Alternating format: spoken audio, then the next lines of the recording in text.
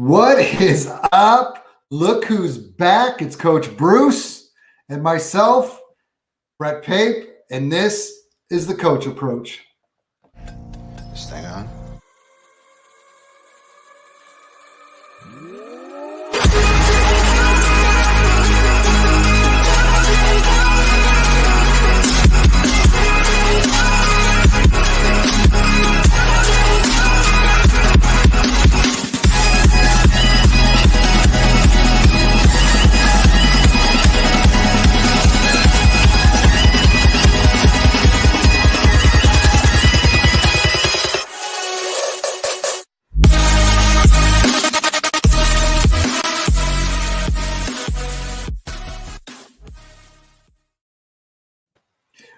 What is up? So glad to be back.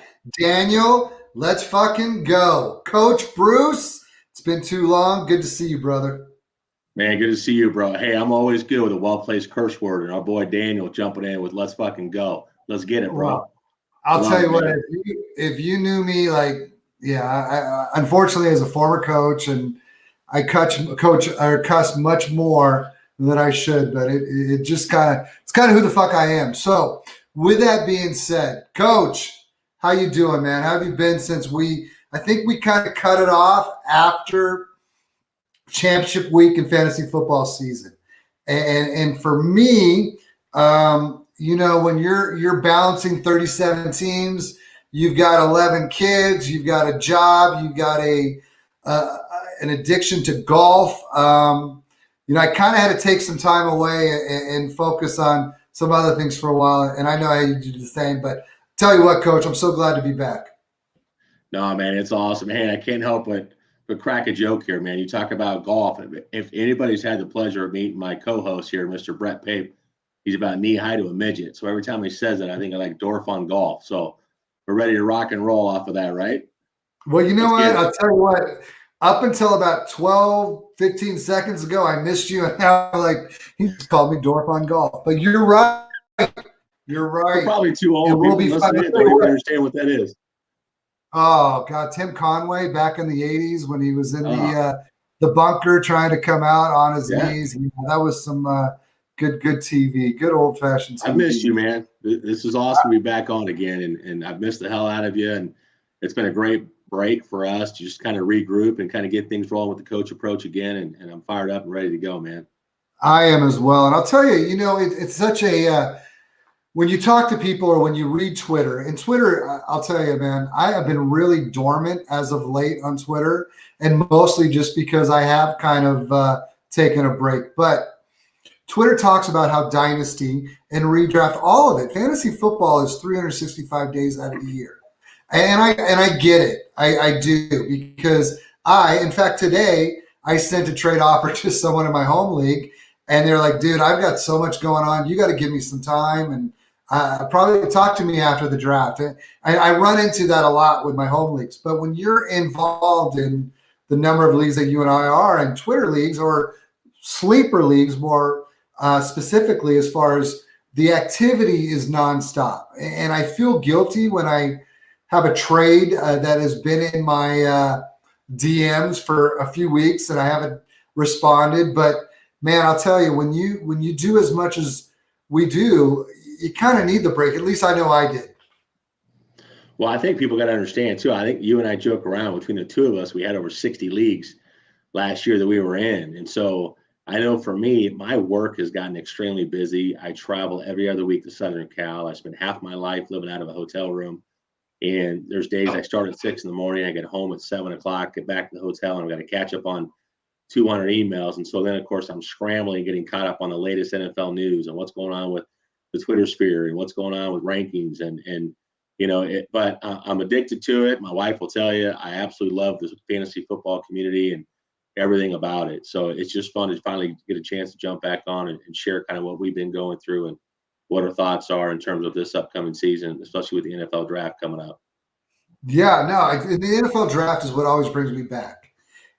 My hiatus is, I've been fortunate to be successful in my home league over the years where I've won championships. So usually after that, I take a break. And now, since I kind of gotten involved in the Twitter community a couple years ago. My leagues have increased from 3 to as much as 37 this last year. Thankfully, I've cut down tremendously. But with that being said, this is the time where it's time for me to wake up. Like I've been hibernating, but now we're about 4 weeks out of the draft. Now is when, as a fantasy football player of 26 years, my process was always that this is the time where I was going to try and get a leg up on my home league opponent by putting more research into the type of kids that are coming out in this year's draft. And so here we are. We're like literally a month away. It's time for us to really focus on the rookies. And I'm looking forward to go through that whole process with you here on the Coach Approach. No, hey, we're about a week away. I think that's the plan for next week, right? We're going to dive into rookies. We're going to dive into, potentially a mock draft, Coach Approach style. And just for those that get a chance to listen to us for the first time, is we're big on former athletes that got an opportunity to coach, at the high school or college level for many years, and just take everything we've learned from the game of football and how that relates to fantasy football is really truly what the Coach Approach is about. Understanding things, keeping your eyes off the ball, like what's happening outside of what you see on TV. And hopefully we get an opportunity to share some of that with you guys and you guys tune in and watch more of these episodes as we move forward. It's an exciting time for football, that's for sure. It is. And this is the time where, everybody is talked down about this draft class. And it's been done for, almost a year and a half, where everyone's going to forget 22, trade for 23 picks. And that was going on, 2 years ago with the hype of, Bijan Robinson, and you got the quarterbacks in Young, and you got CJ Stroud, and you got Gibbs. And Gibbs was always a guy that, for me, he excites me when I watch him play. And that's no disrespect. If I had the 101 in 2023 and things stand as they do today right now, it's Robinson. But Gibbs has been the guy from day one that I just can't keep my eyes off, and watching him and the plays that guy can make. So because of guys like that, it made a lot of people think that 22 does not have that class. And whether it does or does not, I want to do whatever I can in as many leagues as possible to try and get up to the top tier of the first round. In one quarterback, more so than in two quarterback or SF, but in one quarterback, which has been my home league for 26 some odd years, that's where I would love to get up in the top 3 picks, because the draft may not be deep, but when you have a need at running back, I'm really excited about guys like Hall, Walker, and even Spiller. I wouldn't take him at 3 because his receiving class is better than most, but I'm excited about the guys at the top of the board. No, and hey, you're kind of dangling the carrot there, right? Because next week's gonna be a lot about the rookie class and what's coming up with the NFL draft and doing our own Coach Approach mock draft and all that fun stuff. But yeah, I mean, I'm a huge Kenneth Walker guy. I'm a huge Breece Hall guy. Spiller to me is my RB4. I've got Rashad White from ASU at RB3. I know our boy Daniel, who's listening in, is a big Rashad White guy. I think he's got him at RB2, but we'll talk about that, and Zamir White and some of the other guys coming up in the wide receiver class. It's deep, and there's a lot of potential there in terms of second and third round guys, or second and third day guys, I should say, in the NFL draft. They can make an impact in the right situation on the right roster. Well, we're excited to get into that next week. But hey, man, let's talk about news for this week, man. Let's talk about the NFL. What do we got going on? Well, news this week. News this week has been kind of light compared to what we've gone through so far, the first part of free agency and trading season when the official calendar opened. But Bruce Arians, when you talk about Tom Brady coming back, and you talk about prior to him retiring, all the talk was about the rift, or the supposed rift, between the two of them. And then Tom comes back. And then now here you go. Bruce Arians is gone. So you've got people on both sides, where I've even seen people suggest, I think it was our boy Kevin, with how great has the Debbie Royale been lately, by the way. Kevin and Christian and Fantastic. Bell Tolles, man, those guys are absolutely killing it. But Kevin brought up the fact that, Tom Brady for Trey Lance, because Tom Brady's always wanted to play in San Francisco. So with that being said, what are your thoughts on Bruce Arians calling it quits? I'm a huge Bruce Arians guy. I mean, the situation he took in as interim head coach and with the Colts and what he did there. Then, of course, moving on to the Cardinals and taking the Cardinals with Carson Palmer to a Super Bowl, leading those guys with Kurt Warner to a Super Bowl. What he's done is a quote-unquote quarterback whisperer, which I think is a loose term that's used too often in NFL circles. But, Bruce Arians, hey, look, the guy in 3 years in Tampa Bay went 31-18. He brought in Tom Brady. Tom Brady, of course, helped bring in Antonio Brown. You can say what you want about Antonio Brown. That could be a topic for another day. Not a huge fan of the off the field and on the field antics, but they brought, hey, in his 3 years, he brought him a Super Bowl. And now we hear today, I think it was yesterday or today, that he's going to be inducted into the Ring of Honor. And the only other person to get inducted in the Ring of Honor is Tony Dungy.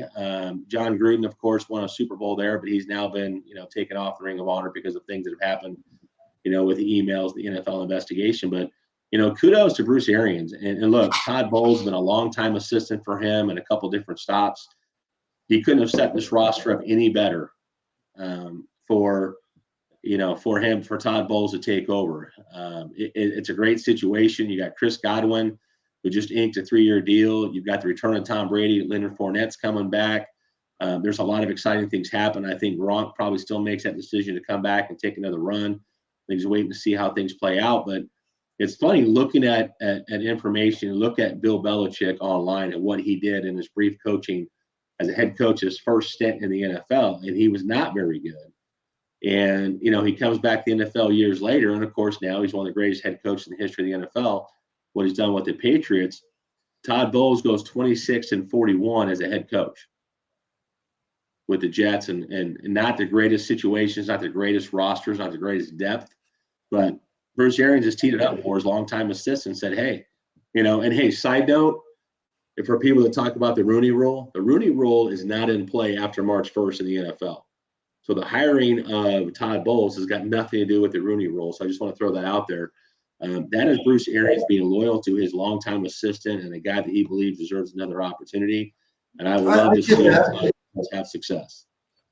Twitter it's funny because as bad of a rap that it has, and you know what, between you and me, part of the reason why I'm not on there as much as I used to be is because I don't like the drama.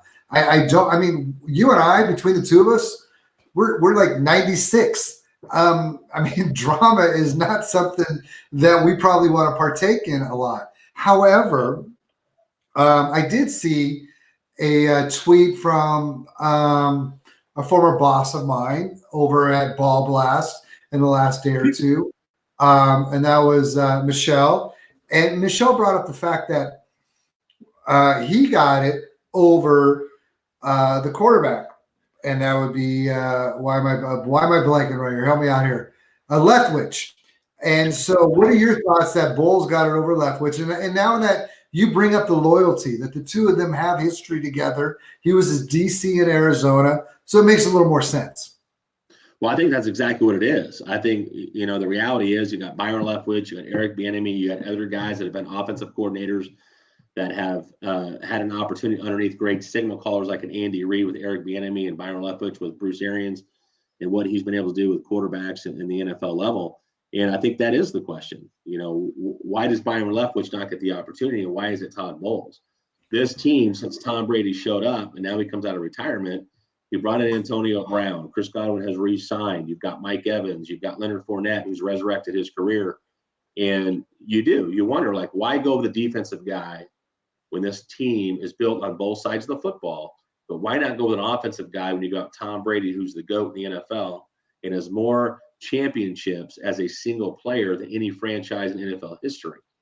So I think it's an interesting move. And I think, for me, now, of course, I'm an offensive guy, but I would love to see Byron Leftwich get an opportunity. I think it's long overdue for him to get the opportunity. But at the same time, I got a ton of respect for Todd Bowles and what he's done with defenses as a defensive player in the NFL.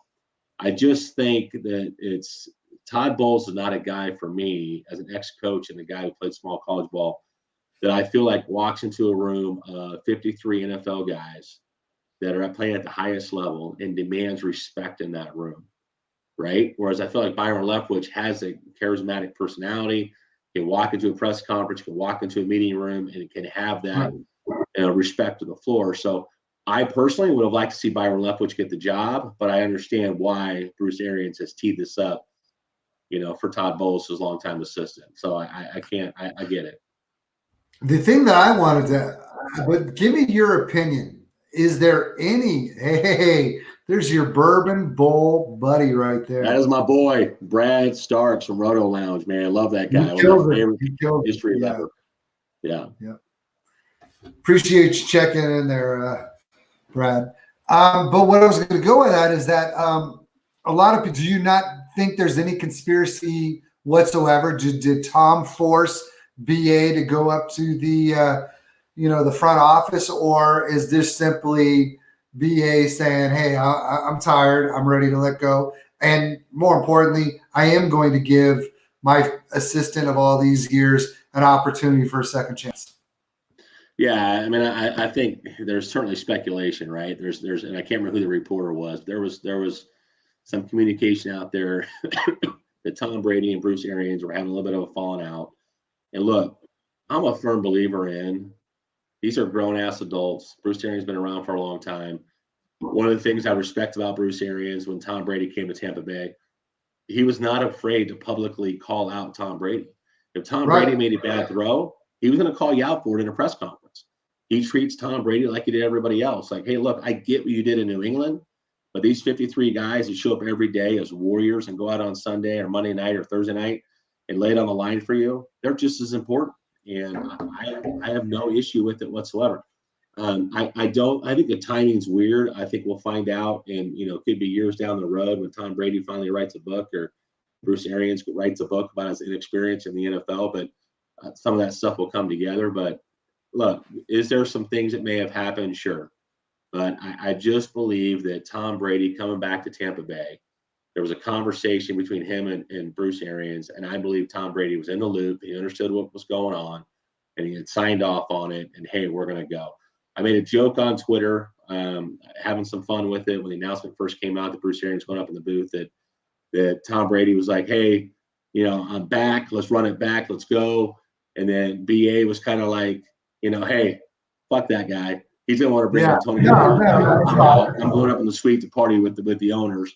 And Ronald Jones was like, hey, yeah, you know what? Tom Brady doesn't trust me. He's a Leonard Fournette guy. I'm out too. Just kind of having some fun with it. But man, there's always some things that happen within within closed doors in an environment. As a football coach and a former player, we understand, there's some dynamics there that will never get out to the public unless somebody writes a book.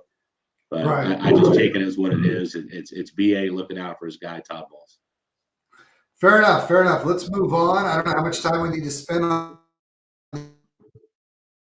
this guy anymore. And that's because Taysom Hill is reportedly going to focus strictly on the tight end position. My first reaction to this was a joke. And obviously, I mean, you would have had to be under a rock, and ironically, I use the word rock, to not hear about Will Smith and Chris Rock. And the reason why I bring that up is that Chris Rock in 2016 had a joke about Jada Smith and her desire to boycott the Oscars. And he said, well, that's like me boycotting somebody's panties. I was never invited. And so Taysom Hill deciding that he's going to focus, or the organization is going to decide to focus on him at strictly a tight end, is simply, I mean, he's got that. That's all that's what he is. There's the quarterback dreams with now Peyton gone are pretty much gone. No, and hey, look, I think it makes sense. If I had gotten the opportunity to be a head coach for the New Orleans Saints, and I'm looking at strengths and weaknesses of the roster bill that's there, I understand what Dennis Allen's doing. You signed Jameis Winston, you got him under contract now. You brought in Andy Dalton as a backup. There's not time, out of respect for what Andy Dalton has done over the course of his NFL career, what Jameis Winston has done. You say, hey, look, Taysom, look, have you get reps as a quarterback probably isn't ideal for us. We'll still continue to run the Wildcat. We'll still continue to run you in short yardage and goal line situation. We believe you're a guy who can move across the formation using multiple sets, and you're a huge part of what we're trying to do. But it's time to give you a position full time. And if you want to call that an H-back, fullback, you want to call it a tight end, who cares? I mean, the reality is you can call him a tight end. And hey, for fantasy purposes, I'll take a Taysom Hill at tight end all day long, get the rushing yards and the upside there, and maybe he throws a touchdown pass. Absolutely. I'll take that all day long. So You're an I would old do the same guy exact thing. Yeah, I would do the same You're an thing. old guy. I loved having Cordell Stewart in fantasy football back in the day. Yeah. Because you knew that you were going to be able to get points in various different ways. I would, if I'm sitting there and I got a tight end situation, I would play Taysom Hill because there are going to be some weeks in which, he's going to score in various different ways. So he's worth the gamble at the tight end spot. Yeah, it's funny. I put a post on Twitter the other day that talked about Tim Tebow. Had he come in the NFL today versus, Taysom Hill, would you see him in a similar role? And the reality is this: Tim Tebow is a 4.7 guy. Taysom Hill is a 4.4 guy. There's no comparison. And I kind of put that out to kind of bait people into a conversation. And the reality is Taysom Hill is a special guy. I mean, he had a winning record. And Tim Tebow, if you go back, had a run and led Denver to a playoff game. But Taysom Hill is special. And to be able to take him and say, look, I don't want you worried about getting quarterback reps in practice. I don't want you having to worry about going through progressions and what the offensive playbook is outside of, inside the quarterback room. Focus on the tight end, the H-back, the wildcat situation. We're going to everything. I mean, before even the quarterback talk came up, he was a hell of a special teams player for them. So, I mean, you're going to utilize him in many different roles, and it allows them to do so now by taking the quarterback hat off of him to no longer worry about if he got hurt. So now they can say, hey, Taysom, get out there. Do whatever you do. And that's probably the best thing for him because he's not a quarterback at the NFL level, but he's a damn good athlete who can make plays in various different positions. 100%. So that takes us to another damn good athlete. And I have, it's funny. I teach. I'm a high school teacher, and I'm very fortunate enough to be old enough to have the job I'm very fortunate in the job that I have. And in my job, I work very closely with two other guys about my age, and we were talking about fantasy football and all the big moves made, and the difference between having an incredible quarterback like a Patrick Mahomes or having a Russell Wilson early on when he was just a third-round pick with a very cheap contract, what it means to your roster. Well, nobody would have thought, but Tyreek was moved this week. And to me, that's all about numbers. I mean, when you pay a guy nearly $500 million to play quarterback for you, you can't pay too many other guys. So Tyreek Hill is now gone. What were your thoughts on that? I love it. Now here's the deal. I have moved Patrick Mahomes, and we'll talk about rankings later, but Patrick Mahomes to me now has become the QB3 in Dynasty. I'll take Josh Allen. I'll take Justin Herbert. When you take Tyreek Hill out of that offense in Kansas City, and you have that no longer have that guy that can run your jet sweeps and can run, run that post route, take the top off, create coverage, which gives Travis Kelce an opportunity to work underneath. It's a completely different deal. So I think you're going to see Patrick Mahomes going to come down a little bit. Now, I do think they're going to get a quarterback in the first round. They got 2 picks and late in the draft. We'll talk about that a little bit later. But I think that the signing of Tyreek Hill's value in terms of fantasy football goes down. But I love what Miami is doing in terms of putting people for Tua Tagovailoa in that offense. And you've seen Mike McDaniel now come out and say, hey, we see Tyreek Hill in a Deebo Samuel type role. That question was asked at a press conference. And I think people, if you look back, Tyreek Hill played 2 years of junior college ball. And then he went on to play at Oklahoma State for a year, where he ran the ball 102 times for 530 yards and a touchdown, while also catching 31 balls for 281 yards. And unfortunately, there was a domestic abuse situation. He got kicked off a team at Oklahoma State and ended up transferring over to Western Alabama, where he ran 25 times for 237 yards and a touchdown to go along with 27 grabs for 444 yards and a touchdown. So in his college, now he did everything on the punt return team, and the kickoff return team as well. But he actually had more carries in college than he had receptions. I think that's important for people to understand when Mike McDaniel talks about, hey, we could certainly use Tyreek Hill, and Mike McDaniel is the former OC with Mike Shanahan in San Francisco and played a big role in getting Debo come with plays out of the backfield. However, Tyreek Hill to me is not a Debo Samuel. He's not built the same to run between the tackles. But okay, so I saw a lot of people saying the same thing because Debo Samuel, when you get hit by Debo Samuel, you know you've been hit. When you are faced with Tyreek Hill, you don't even know he was there. So even though people are out there saying, well, he's never going to be the Debo Samuel guy, okay, but that doesn't mean that Mike McDaniel cannot find ways to get him the ball a lot easier with jet sweeps or whatever.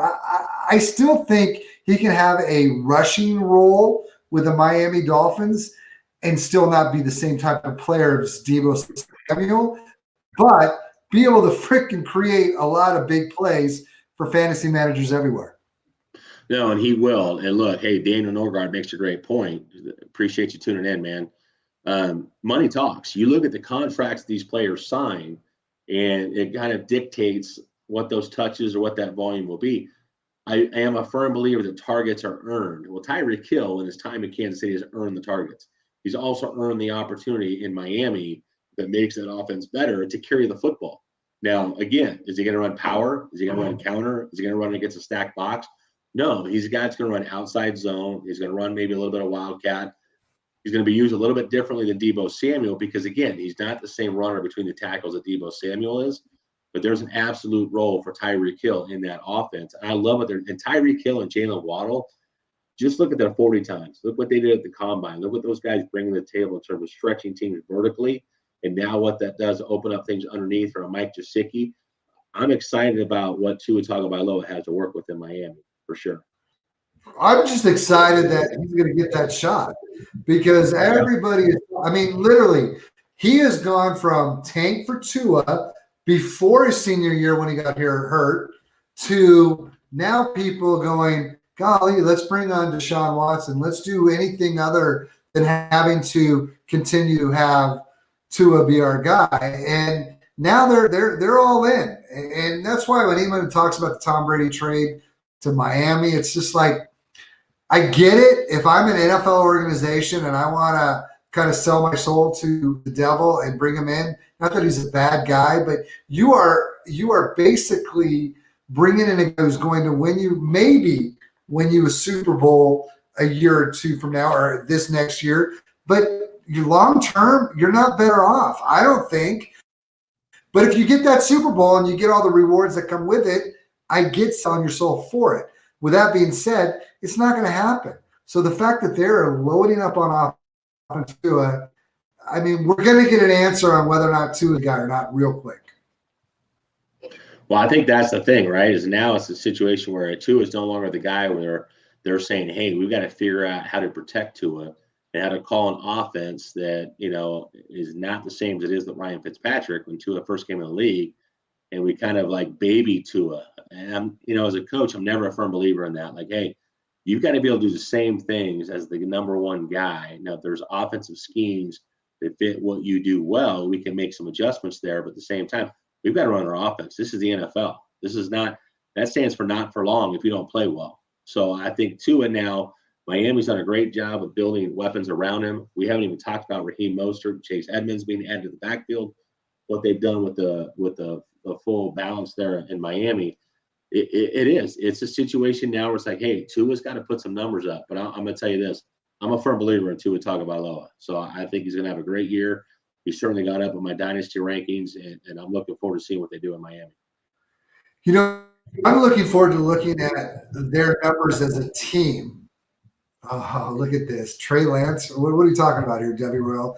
There's no better group than the Debbie Royal guys. I freaking, not just because we're on there with the Cut podcast, but I'll tell you what, the stuff that they're putting out right now is good stuff. But whatever, he's going to the Niners. What I would say about Tua is that I do believe he's a better game manager than he is as a fantasy player. Meaning, if I am going to be, you and I are both former high school football coaches. I want that freaking point guard at quarterback who I know is going to make the right decisions and make things happen, get the ball to the playmakers, which he now has.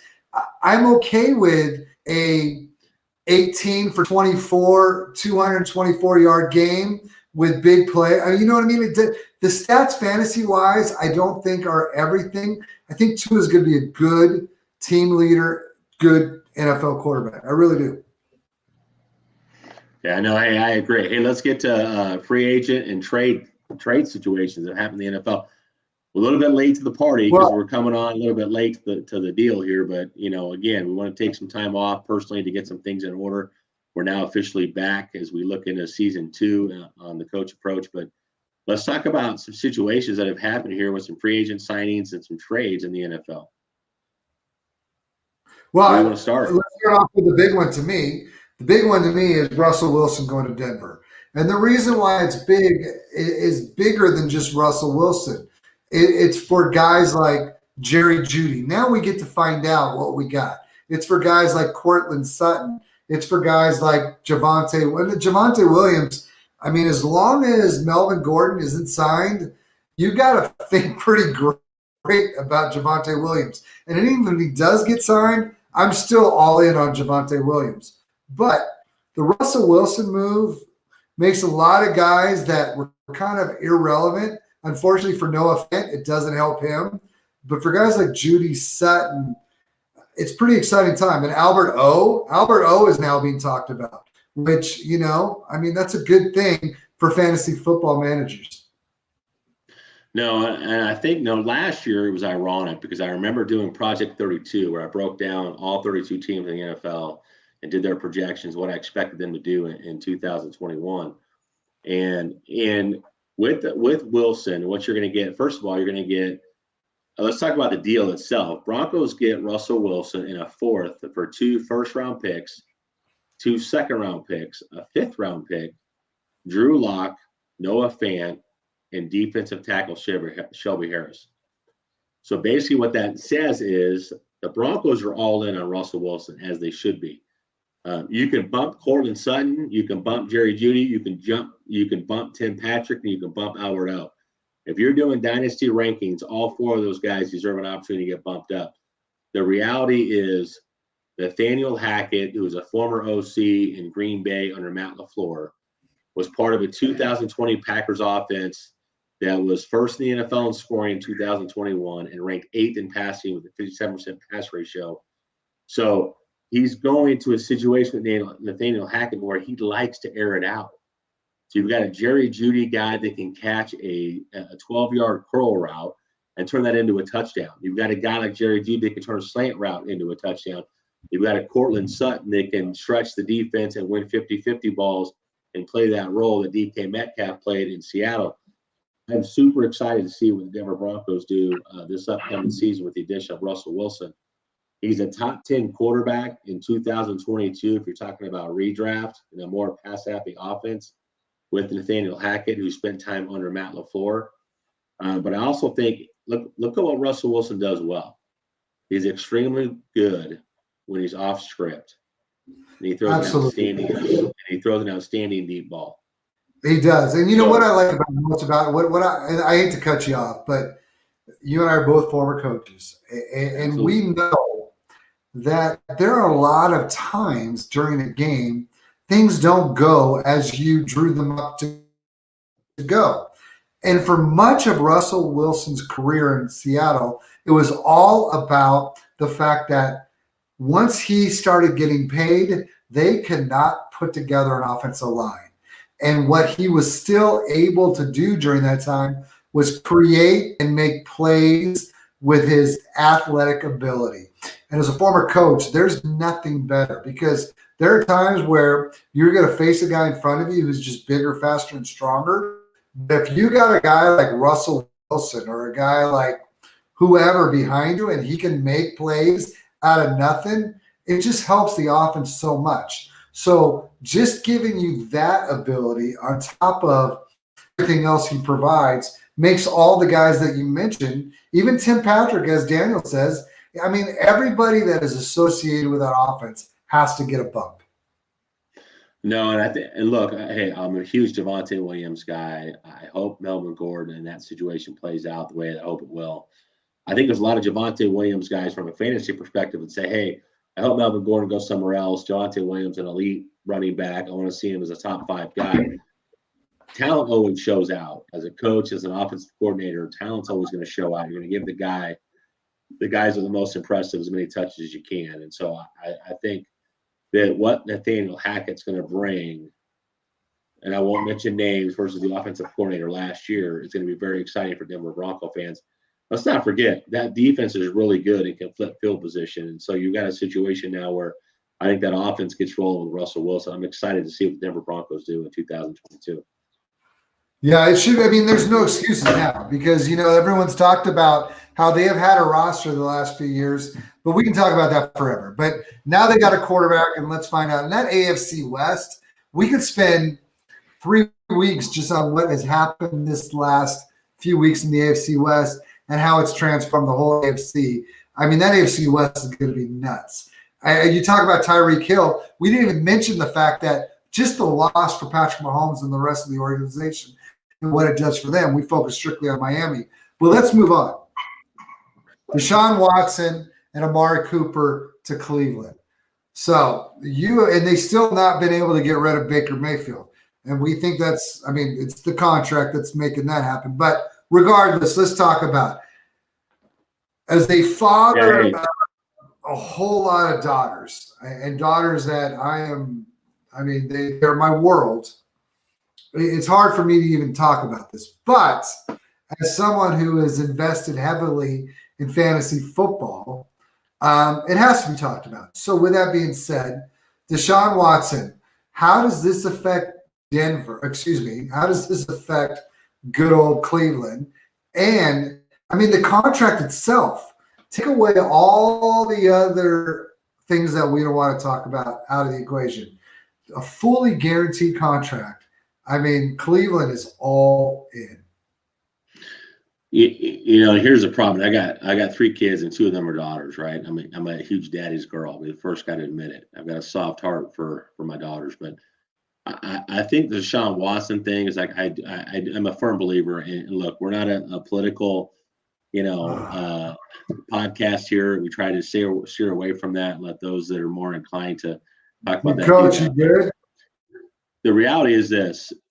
If you look at the contract, he was acquired in a trade with the Houston Texans with a 2024 6th-round pick in exchange for 3 first-round picks, a 3rd-round pick, and 2 4th-round picks. So, yes, they are all in on Deshaun Watson in Cleveland. They've moved on from Baker Mayfield. Yes, I understand he's still on the roster. That's going to play itself out. Just stay tuned. Give it some time. I know, hey, Christian Williams at C. Williams NFL, one of my favorite guys on Twitter. He's the reason why we have this opportunity, this podcast. A huge Cleveland Browns fan. I know he's got his take on this, but what's extremely concerning to me, and I will say this, it's disgusting to me as a father of 2 daughters that a guy who's been accused of 22 sexual assaults against women can sign a 5-year, $230 million contract. And what the Browns did was say, hey, Deshaun, winning is more important than anything else. We are going to give you a contract in 2022 that only pays you $1 million because we know the NFL is going to suspend you. So your game checks are going to be nothing in comparison to what you'll get in 2023 and beyond once this thing plays its course. I can't stand it. I think it's disgusting, but at the same time, from a pure football perspective, the Cleveland Browns are saying our defense is good. Our offense has Nick Chubb. We still have Kareem Hunt. We still have Dearness Johnson. We still have who we have at the wide receiver position, what they've done in terms of acquisitions as a team and re-signing some free agents. They're in a win-now mode, and that's more important than anything else that we can talk about. So that's the part for me, and I just want to hit on that just to say, hey, look, If Deshaun Watson is suspended for 8 games, as an example, I'm not high on Deshaun Watson in terms of 2022. But if we strip it down and we just say, if we just talk about the football aspect of it, then, it's a different deal. And they were 5th in the NFL in rush percentage at 48.3% in 2021. They were 4th in 2022 at 49.7. This is a team that likes to run the football. They don't play in a dome stadium or indoor stadium. They play outside. They play in the elements.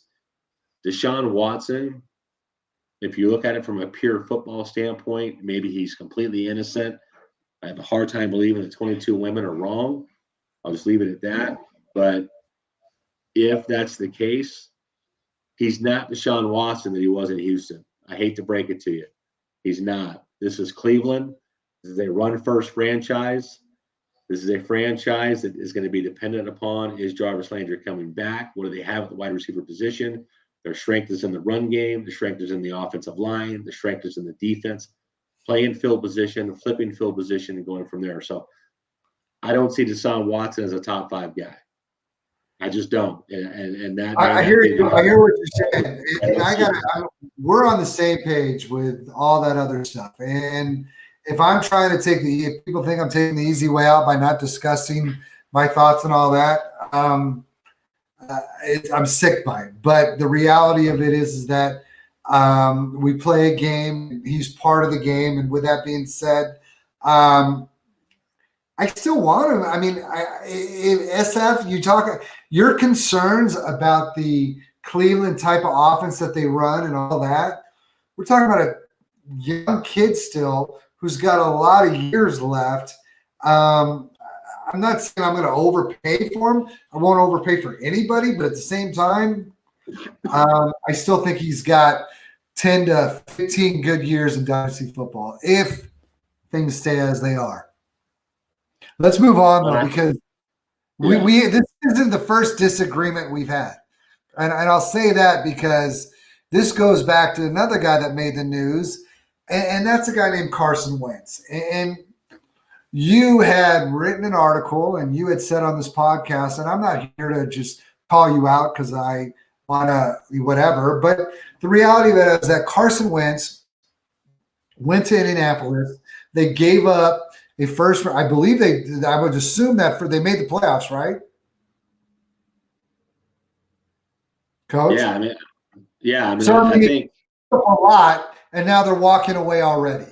And then you look at the things that Jim Irsay said. My concerns were with him when I saw him after a loss and after being benched for Jalen, sitting on the bench and not back in the locker room. We talked about that. And that's the old football coach in me. But the reality of it is that now we're hearing that Indianapolis, a lot of the players on the team weren't exactly wanting to jump back onto another season with him as their quarterback. No, and hey, that's what's frustrating. And you can use an example from Draft Day, which is a great movie with Kevin Costner, where they talk about the quarterback that no one showed up at his birthday party. Right? And that's Carson Wentz in this scenario. You had a situation where if you look at statistically what Carson Wentz did from his last year in Philadelphia to his 1 year in Indianapolis, he did improve.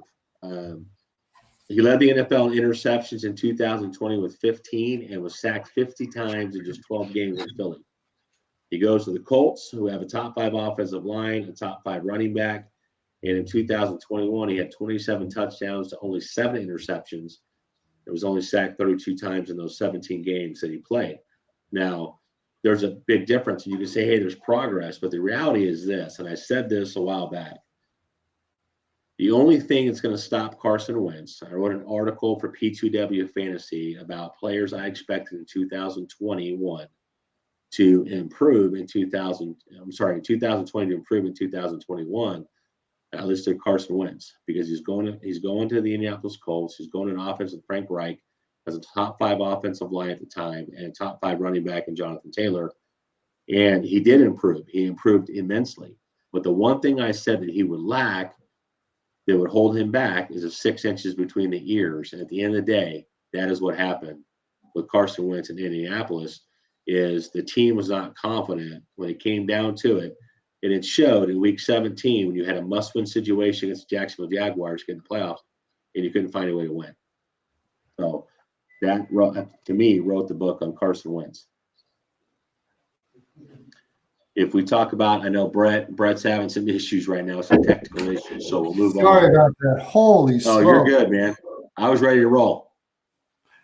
Well, yeah, I know you were talking about Carson Wentz and the issues that we had over the last year over him, and it's not issues. It's just, for me, it's difficult to be fully or even invest in him whatsoever. But I do still think, as someone who has Terry McLaurin in a lot of leagues, I'm happier now than I was prior to the offseason because the options that Terry's had over the last few years hasn't been much. Yeah, no, hey, I agree. I think that's what's going to be interesting about what's going on is what does Carson Wentz do in Washington? And he's got some weapons there in terms of what he can do. So it's look, it's 1, 2, 3 strikes you're out, right? You had an opportunity in Philadelphia. You led them to a season where you're an MVP candidate. Nick Foles led them to a Super Bowl the following year. It wasn't good. You go to Indianapolis, you reunite with Frank Reich. You have a top 5 offensive line. You have a top 5 running back in a situation where you don't have to be the guy that offense will run through the run game. And yes, you saw improvement. But at the end of the day, the locker room felt like you weren't a great fit. Now you're going to go to Washington with Ron Rivera. It's the last opportunity with the Commanders. If this doesn't work out, you're a career backup. And I think it's as simple as that. I mean, I agree wholeheartedly, and in my opinion, we've spent way too much time on Carson Wentz because I've been out on him for a long time. But here, I want to move on, and I want to move on to this time of year. And right now, we're looking at, now that I'm back, and when I talk about me, I'm talking about where I'm at in my own personal process for fantasy football. So now that I'm back after a break, now I'm going to be looking at ways to improve teams. And one of the ways is that prior to making my own rankings, I would put together kind of like what you have been doing recently with your recently in the last year and a half. But I would find people that I trust. I would look at their rankings, overall rankings, because I'm a guy who believes that I want to have the best players possible. So if I got a guy like Mixon and he's ranked 18 in my guys' rankings, and I'm happy about that, or I should say, I'm going to look and see if anyone above him who's ranked higher. Like, let's say, I don't know, Calvin Ridley a year ago. So Calvin Ridley a year ago was ranked higher than Joe Mixon in most one quarterback rankings. I would look to trade a Mixon to the Calvin Ridley owner. My point is that rankings become more important this time of year in roster construction to me than they do during the regular season. So I know I'm a big fan of your consensus rankings. I know a lot of people reach out and say, when's that going to start? So why don't you tell me about how that really got going? Yeah, so it's interesting. The consensus rankings started out as a way, as a way for people that were either A, just starting out in fantasy football, or B, looking for a way that maybe they didn't want to pay into the top websites or didn't have the financial means to pay into multiple sites, but want to understand, what are the top sites saying? How are they ranking players? How are guys that are analysts in this space and do a phenomenal job, one of the top rankers in the industry, how are they viewing player profiles? How are they ranking these guys? And so last year started out with me saying, hey, I'll pay into all of the top sites. I'll make that investment and create a consensus rankings of the top 25 to 30 sites in the fantasy football space to bring actionable content to people that want to know, what is the consensus saying? How do I create my own rankings? How do I create my own big board walking into drafts to feel confident in the player evaluations and where I should draft certain players? And that's the reason why I started the consensus rankings. So I pull from all the top sites in the fantasy space. I take the time to pay into those sites myself personally and to give the people of Twitter the opportunity to see where does the consensus see certain guys right now. And How does that look going into your startup drafts in the fantasy football space? What I like about it is that, like I told you, that's how I use it. Is I try and upgrade my own rosters by trading player C who may not be as equal in my rankings as player B, whatever the case may be. In your daily fantasy football manager role, how are you utilizing the rankings that you utilize? So I'm taking the rankings of all the sites, and there's a few things that I do. So one, and of course, last year was my first year doing it. This year, going to the off season, we're not even to the NFL draft yet. So I do consensus rankings by position. So quarterbacks, running backs, wide receivers, tight ends. I don't do IDP leagues, so I don't include that. I try to stick with the mainstream, what the mainstream does. And again, I take all of those sites and all the top analysts that I trust, that I think I've vetted, I've researched, I've had collaboration with, that I think do a great job putting rankings together. And I create consensus rankings. So for this upcoming season, I've got 22 analysts that have contributed to this. And I have a chat room on Twitter that is just for those analysts and those sites to share why they rank certain players a certain way, what they're seeing, and gaining some insight into their process. So I can share that on Twitter and say, hey, this is what the consensus is saying. Are you before that? Are you higher on certain players? Are you not? What do you like? What do you not like? Now, the tough part about this time of year is we're not into the draft process yet. So we don't know landing spots for rookies. So Sure. some sites are already ranking these rookies based on where they see them going in the draft. Some sites are like, hey, I'm going to wash my hands. I don't want to be a part of You it. tell I'm they're going to wait actually until the the draft spots by determined, and then I'll add my rookies to the ranking. So it's been neat to see trends and how that works in terms of doing these consensus rankings. I know for me, what I like about consensus rankings is that it's kind of like, I mean, you just kind of want a medium. You want to know kind of what everyone's saying. And it's called a consensus for a reason, because when I go through my own personal rankings and look at person A, B, or C, there's not many differences. And when you see a lot of big time differences, to me, it seems like it's more of like clickbait. Were there any big, like, anybody have like a team pick or a player, I should say a player pick very high, most people didn't, or vice versa? There is. And, I know for me, it's looking at, hey, as these trades and free agency is kind of playing out, what are analysts seeing? What are they changing their rankings, with certain players? And so I wanted to compile a list of rankings from analysts and sites that I respect that kind of create a one-stop shop for dynasty rankings and redraft rankings that support, for those people that contribute to that. So it is interesting to see that and kind of where the rankings are going. So if I look at a high-low as an example, what are some players that I see? Just go quarterback. Who was the guy that you felt Yeah. was way too high on the quarterback list for most analysts? So too high, Mac Jones. Right now he's coming in at QB 14. Can you guys see the screen that I'm sharing, by the way? No, we can't yet. So you're going to have to. Okay, I tried to share my screen. Let me see if I can figure out a way to do that real quick. Just to. It's weird you bring up Mac Jones, because a lot of people in the football spectrum think that they got a hell of a fucking player. Like they got a guy who can manage the game. They got a guy who can make plays and take a team to a victory. But fantasy wise, they feel like they made a big miss. Yeah. I mean, I'll give you some examples. I mean, if you look at quarterbacks that are too high, I said Mac Jones. And I think a part of that is he's at QB 14 on the consensus rankings. But Josh McDaniels is gone. I don't love the pieces he has to play with. This is not Tom Brady.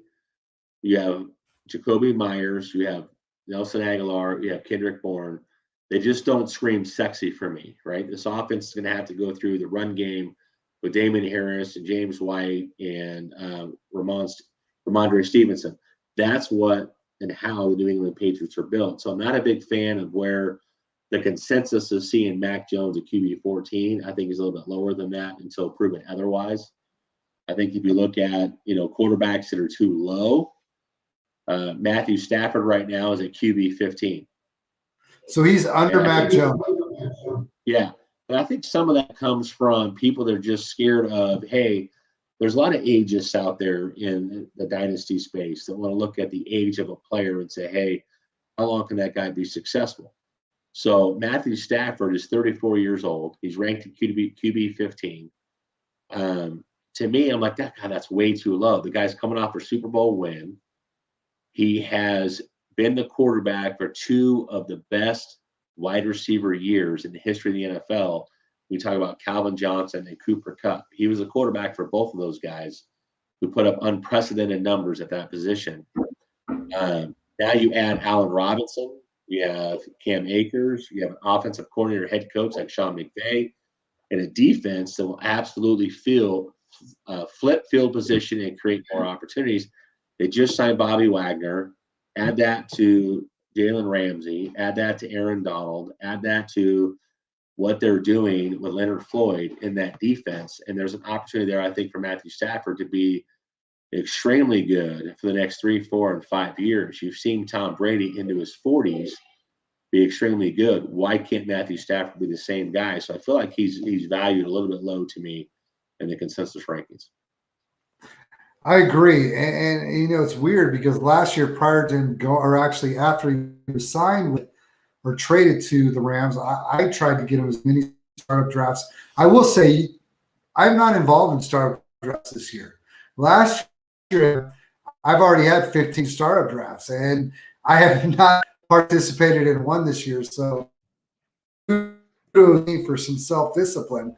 But last year, I don't know why you want him on your teams, and with his abilities, you do not get the rushing component with him. You don't. But an SF, that guy is someone I'm very happy to have for a long time. Yeah, I agree with Daniel. I'd rather have Stafford for the next 4 years than Mac for the next 8. Perfect. Give me the whole system of the Rams over the whole system of New England with Stafford over Mac. Hey, let's talk about the running back position. You know, I think what's weird is if you talk about consensus rankings and who I think is too high, and this is going to surprise some people because I was a big Ezekiel Elliott defender going into the 2021 season. So I think people need to understand the Dak Prescott injury, the Zach Martin injury, the Tyron Smith injury in 2020. All of those guys were coming into 2021 being healthy. I expected Zeke to bounce back in 2021. It just didn't happen. And when you look at dynasty rankings, I'm always looking 3 years out. Okay, so Ezekiel Elliott is he'll be 27 when the season starts. If you look at the history of the Dallas Cowboys, the reason why Zeke Elliott, who signed a big contract, and a lot of people will tell you don't sign running backs to big contracts, volume matters. So if you look at last year from a pure volume standpoint, he was top 10 in several advanced metrics based on volume, including snap share, he was 10th, carries, he was 7th, targets, he was 7th, red zone touches, he was 5th. You can go on and on and on and on. The problem is when you look at the efficiency of Ezekiel Elliott, which to me is what truly matters, is he was 42nd in true yards per carry, 43rd in yards per carry, 28th in juke rate, 52nd in breakaway run rate, and 32nd in breakaway runs in total. And if you add that into, yes, follow the money. If you follow the money, Ezekiel Elliott seems like a buy. But the reality is, if you look at the advanced metrics from 2020 and 2021, he is declining. He is not a guy any longer that's going to get 3 to 4 yards, juke somebody, not get touched, and take off for 50 to 60 yards. Those days are gone. They are. So it's sad because I'll tell you what, to that. Yeah, it's so many Elliott to me is too high. I think running backs in the fantasy football spectrum over the years, it is such a different thing from when I started in the early 90s. Me, like today, if it was 1993 when I started fantasy football and someone sent me a trade offer for, I have Justin Jefferson, and someone offered me Najee Harris for Justin Jefferson, and I'm in a standard scoring league where running backs rule the coop, I would have took that all day long. Today, I didn't even think about it. I mean, it's not. It is such a different world that we live in for us old timers in the fantasy football world, as far as running backs aren't what they used to be, and the amount of time and effort that goes into the game if you want to play it and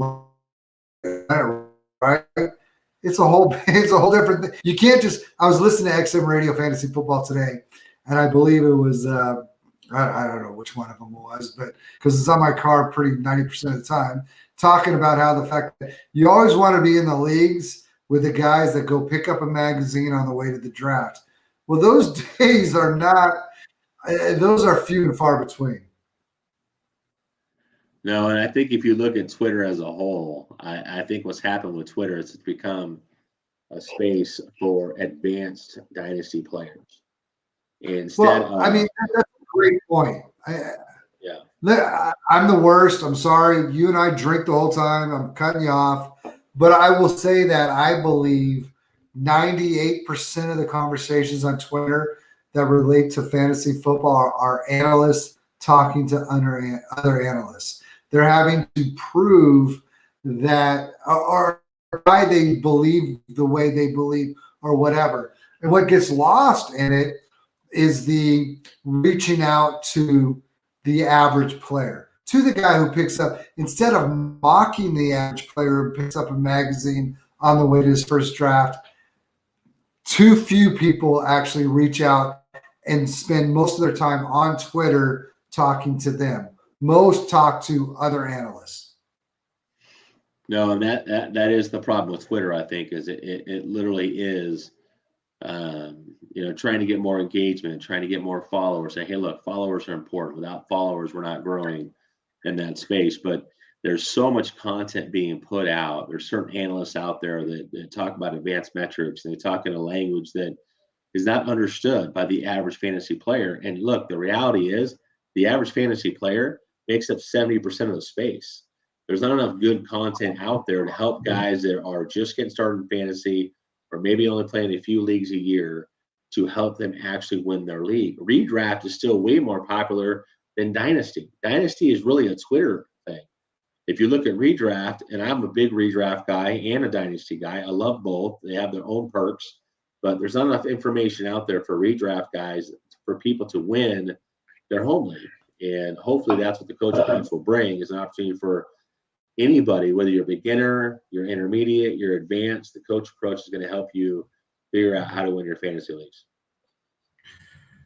Well, Coach, we can do this all night, but we're going to not cut it short because we're over an hour. But one of the things that I would like to talk about is I'm really looking forward to what we got coming up. Like, we're really going to focus over these next few weeks on rookies. We're going to focus on what you should be doing during this quote off-season time, and then we're going to focus on our own personal rankings and kind of just throwing them out there and seeing what sticks to the wall. No, I think that's the fun part. Is again, the goal of the coach approach is to help people understand. Is bringing actual football to fantasy football. What do teams do schematically? What do things do from a defensive perspective? How can teams offensively exploit the weaknesses in that defense and create bubbles of space or separation in the passing game to create more opportunities for your fantasy team to win? And, I think that's going to be a big part of next week as we dive into rookie rankings, potential landing spots. Maybe we'll do a mock draft, the big board that shows standard versus one quarterback and super flex, and how to walk into your draft without buying a magazine that was written weeks ago, finally got published. Now you pick up that magazine up at a Target, you go out, walk into your draft, that magazine's already outdated.